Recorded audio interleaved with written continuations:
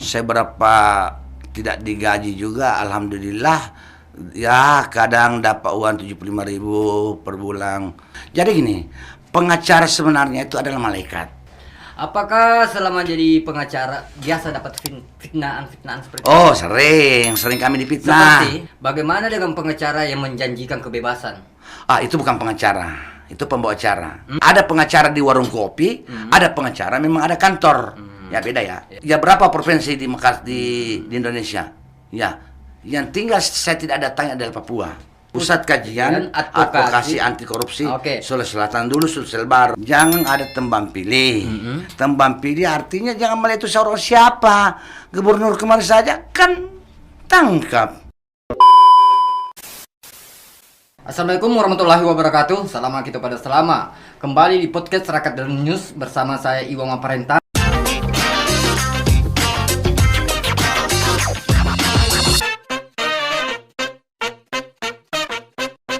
Saat ini sudah ditemani oleh salah satu pengacara dan penggiat anti korupsi yang ada di Sulawesi Selatan bersama Bapak Parit Mama.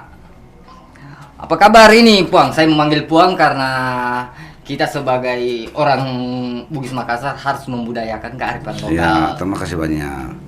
Ya, alhamdulillah kabar bagus. Ya, sehat walafiat. Alhamdulillah. Kenapa menggeluti dunia pengacara ini? Ya oke. Ya terima kasih. Iwan Maparenta. Saya sangat berterima kasih atas diundangnya di sini untuk memberikan pengalaman untuk. Jadi saya sangat bersyukur kepada anak-anak saya ini. Jadi dulu ketika saya selesai saya di wisuda itu 95 ya. Ketika itu saya belum berniat jadi pengacara. Karena pikiran saya itu pengacara itu ya gimana? Artinya tidak profesional, tidak apa. Nah, ketika saya punya keluarga sudah almarhum. Iya.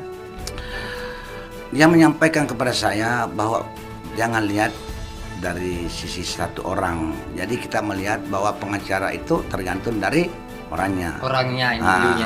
Individunya. Jadi saya pelajari ada beberapa bulan. Dari pas ada itu saya tes. Saya ikut dulu. Jadi saya ikut dulu pada tahun 96 itu. Saya ikut namanya Laci. Laci itu berdomisili di Lanto Denpasewang. Lanto Denpasewang ya, yang sekarang pas depannya Kodim. Setelah itu saya berapa tidak digaji juga, alhamdulillah. Ya kadang dapat uang 75.000 per bulan. Ya itulah suka dukanya kadang ya. Apapun yang kita makan, yang penting keikhlasan. Jadi Pak, ketika saya belajar dari situ, dari Laci, saya dipanggil ke Pak Asmau Abbas almarhum. Ya orang tua kita, guru besar saya, almarhum Pak Abbas. Asmau Abbas itu adalah guru saya. Dan saya banyak belajar tentang bagaimana proses-proses hukum itu. Bagaimana menghadapi orang, bagaimana. Tapi ketika saya ikut sama beliau itu, apapun yang disuruhkan beliau, ya kita anak buah ikut itu aja. Suruh nyopir, ya nyopir. Ya disuruh ngantar istri anaknya kita ngantar. Ya, ngantar kiri kanan. Tapi saya juga enjoy menikmatnya. Itu dukanya ya? Dukanya. Sementara senangnya seperti apa? Senangnya ini ketika sekarang senangnya ini kita ya jadi pengacara begini, senangnya itulah ketika kita sudah ada nama. Dulu kan kita tidak punya nama, yang ada namanya Pas Maun. Iya betul. Sekarang Parit Mama. Oke. Ya. Sebagai pengacara, orang yang mengerti apa itu pengacara mungkin no problem. Tetapi bagi yang tidak mengerti apa itu pengacara, mereka terkadang berpikir begini. Ngapain jadi pengacara? Apa itu pengacara? Dia cuma membela orang yang salah. Apakah benar membela orang yang salah? Itulah mungkin gini. Mungkin apakah mereka tidak memahami atau kurang paham? Jadi beda memahami dan beda kurang paham. Betul. Tidak memahami dan kurang paham. Jadi gini, pengacara sebenarnya itu adalah malaikat. Kenapa sebenarnya malaikat? Pengacara itu bukan membela orang yang salah, tapi meluruskan orang yang salah. Ya, ngerti? Meluruskan itu ketika mungkin si A ini, contoh, Betul. si A ini tangkap, mungkin salah tangkap. Ya, kita lah yang meluruskan sebagai lawyer. Bagaimana kalau betul-betul ini orang bersalah masih dibela? Ya tetap kita bela untuk meluruskan ketika tabe ancaman hukumannya 10 tahun. Contoh, kita bela bagaimana caranya supaya bukan untuk dilepaskan, artinya meluruskan supaya ada hak-haknya. Ancaman 5 tahun ke atas wajib didampingi oleh penasihat hukum. Berarti di sini kita membela sisi kemanusiaannya. Sisi kemanusiaannya dan sisi keadilan. Ya. Apakah selama jadi pengacara biasa dapat fitnaan seperti itu? Oh, sering kami difitnah. Seperti? Sering kami ya, kadang dikatakan penipu. Kok bisa? Oh, iya, ya namanya orang. Kalau ketika masalahnya gini, contoh perkara narkoba, contoh ya, salah satu. Iya betul. Ketika keinginannya tidak dianukan, terpenuhi, maka jadilah kita pengacara penipu, disebut. Tapi ya, kadang kita sakit, tapi kita mau apa? Ya, karena itulah pekerjaan kita. Tapi di depan Allah itu kita tidak seperti itu. Bagaimana dengan pengacara yang menjanjikan kebebasan? Itu bukan pengacara, itu pembawa acara. Tapi kami tidak pernah menjanjikan sesuatu. Dan perlu diluruskan ke publik karena tidak menutup kemungkinan di luar sana. Ada banyak. Makanya gini, ada pengacara di warung kopi, ada pengacara memang ada kantor. Ya beda ya. Pengacara di warung kopi kadang banyak yang tertipu. Tapi kadang merasa dirinya bahwa dia pengacara padahal bukan pengacara. Tapi ada juga pengacara memang pengacara. Tidak ditahu kantor, dia cuma menyebut jalan ini. Tapi kadang pakai kantornya orang. Ketika dicari tahu tidak pernah masuk kantor. Tapi itu yang terjadi sekarang.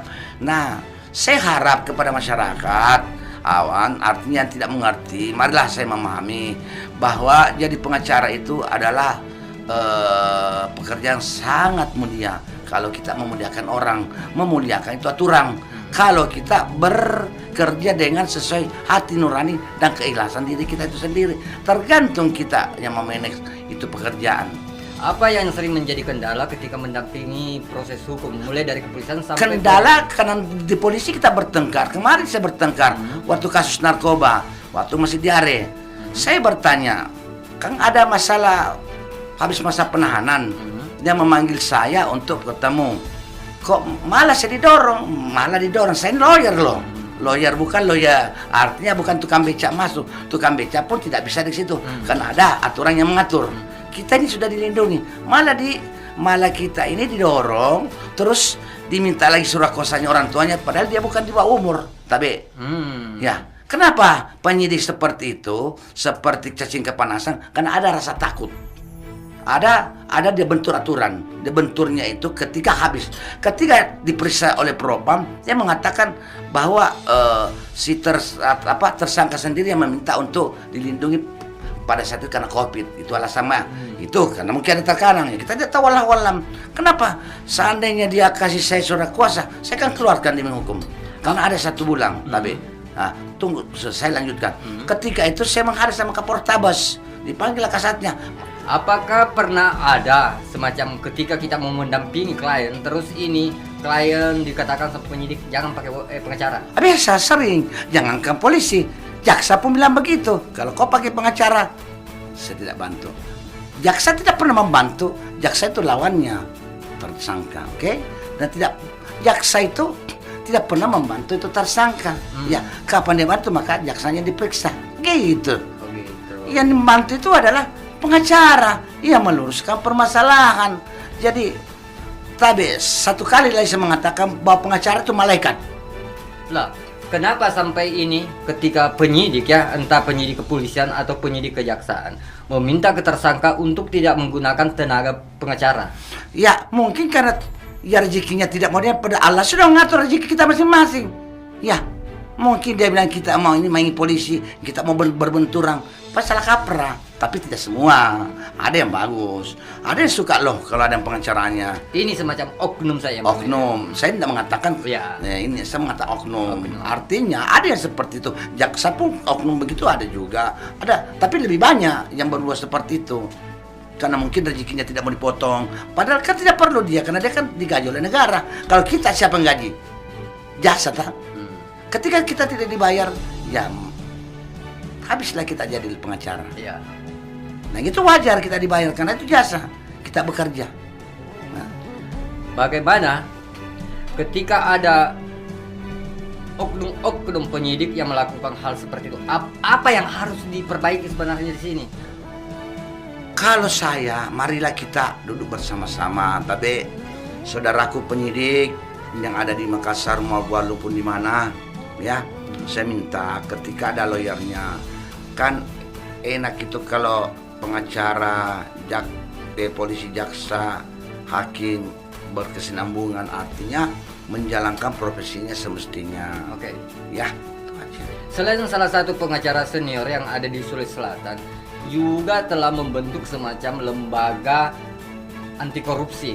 Nah, apakah dengan membentuk lembaga anti korupsi yang bernama Pusat Kajian Advokasi Anti Korupsi Oke. Sulawesi Selatan, dulu Sulselbar, setelah di ini jadi hilang Sulselbarnya, Iya, disingkat Pukat.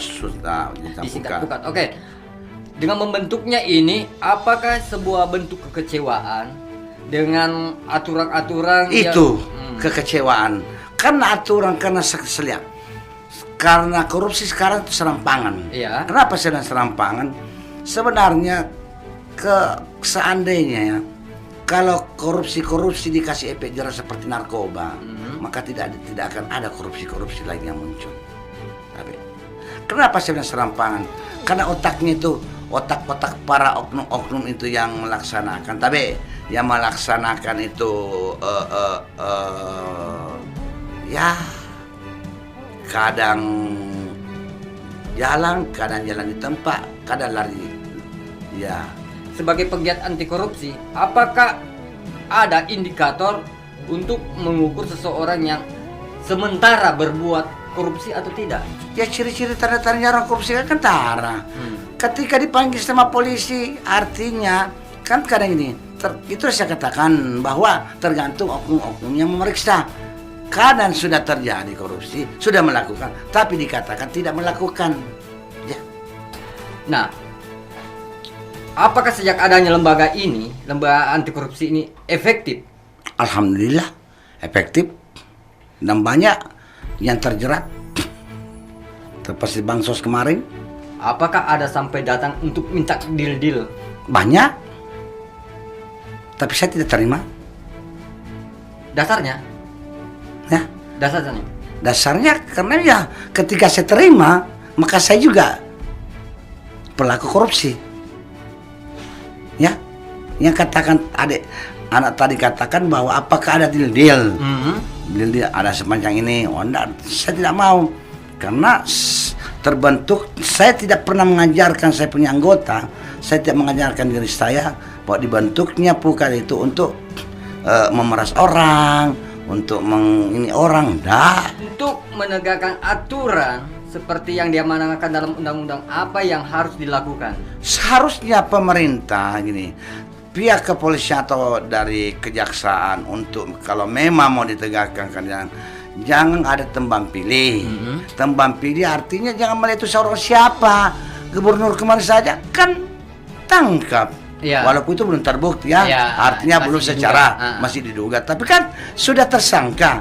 Berarti sudah, artinya ya saya jempoli kalau KPK seperti itu. Apakah pihak kepolisian, kejaksaan tidak seperti juga begitu? Tapi banyak perkara, tapi banyak tidak selesai. Banyak masuk di laci, tidak tahu kemana berkasnya. Ingat, tapi Oke, jadi bagaimana tanggapannya terkait persoalan hukum ke depan ini? saya itu tertarik dengan almarhum Baharudin Lopa, Iya, orang tua kita. orang tua kita. Jadi ada bahasanya begini, kendati kapal akan karang, tegakkan hukum dan keadilan. Ya. Satu lagi bahasa, walaupun langit runtuh, hukum harus tetap ditegakkan. Hukum tetap tegakkan, oke? Itulah. Walaupun langit akan runtuh besok. Besok hukum tetap ditegakkan, keadilan harus ditegakkan. Apa sih ada titipan untuk pengacara-pengacara yang baru sekarang ini? Ya, boleh saya berbicara, alhamdulillah. Terima kasih. Saya tergian dengan pengacara siapa di Jakarta itu mengatakan kepada advokat yang baru, ketika Anda, adik-adikku, anak-anakku mau jadi pengacara, janganlah Anda mencari uang, kerjalah jadi di LBH untuk membantu orang yang lemah. Ya, ketika mau jadi orang sukses, kerjalah jadi di LBH. Saya lupa namanya beliau itu senior, ya senior daripada saya. Dia di Jakarta, dia termasuk ketua Peradi, mungkin ya termasuk Peradi, orangnya Peradi. Jadi saya tertarik dengan bahasanya beliau, bahwa adik-adikku yang sekarang ini, ya jadilah pengacara yang baik. Jangan cari belum bisa terbang, ya artinya gini, jangan kita belum bisa terbang dipaksa diri kita terbang, ya jangan banyak bohong, jangan terlalu orang Makassar bilang natai, tolin natawa, artinya dia lagi telinganya orang, PHP, itu bahasa ya PHP, bahasa gaul, kalau saya enggak, dia lagi telinganya orang. Terus jadilah yang bagus. Jangan kita bermobil mewah sementara bukan hak kita yang harus kita penuhi. Bukankah itu branding untuk mendapatkan klien? Mendapatkan klien itu rezeki kan ada, itu kan tergantung daripada niat. Walaupun kita jungkir di atas satu lautan, tapi kalau Allah belum memberikan kita sesuatu, kita tidak akan mendapatkan. Tapi kalau kita jujur menghadapi, jujur saja kita amanah itu kita jalankan, tapi tetap kita kena fitnah, apalagi tidak jujur. Tapi dari tadi berbahasa, saya selalu memperhatikan, selalu mengkaitkan dengan akhirat. Loh, kenapa? Ya, kenapa saya kaitkan dengan akhirat? Saya umur berapa ini? 55. Ya, ketimbang kalau saya tidak berbicara akhirat, kapan kita pengacara masuk surga? Makanya kenapa selalu saya kaitkan dengan agama, supaya hati kita dengan mulut kita satu kata, satu bahasa. Mulut, hati satu. Jadi otak sampai ke otak jadi 3 itu. Jadi jangan lain, ada lagu lain di lain di bibir, lain di hati. Dan memang lidah tak bertulang betul itu. Tapi orang yang mau pakai. Jadi setiap tindakan itu harus karena lillahi ta'ala. Lillahi ta'ala. Kalaupun orang tidak bayar ki, ya lillahi ta'ala. Bacakan inna taina. Karena kenapa? Inna taina berarti tidak ada. Tuhan yang membalas. Tapi di akhirat kita akan dapat. Kita akan minta, Pak Iwan, mana saya punya honor dulu. Sama juga saya. Pak Farid, mana pekerjaan saya dulu? Saya sudah kasih uang. Pak Farid pulang kerja pekerjaanku. Apa bedanya? Kenapa saya selalu bicara akhirat? Apalah walaupun satu ayat, katakanlah walaupun itu pahit. Orang mau dengar, tidak mau dengar, terserah. Yang jelas saya sudah sampaikan kepada adik-adikku nanti ini, anak-anakku, adik-adikku semua, jadilah pengacara yang handal. Jadilah. Sampaikanlah walaupun itu pahit. Walaupun artinya gini, walaupun itu perkara itu bagaimana kerasnya, seperti apapun, saya pengacara tidak pernah akan takut kepada orang. Jangankan tapi takut, saya takutku kepada Allah, takut kepada dosa-dosa yang pernah saya perbuat. Oke, itulah tadi diskusi dan bincang-bincang ringan kita dengan salah satu pengacara senior yang ada di Indonesia, khususnya di Sulawesi Selatan, Farid Mama. Dan sampai ketemu lagi di program berikutnya di podcast Rakyat News. Selamat gitu pada selamat. Selamat. Assalamualaikum warahmatullahi wabarakatuh. Waalaikumsalam warahmatullahi wabarakatuh.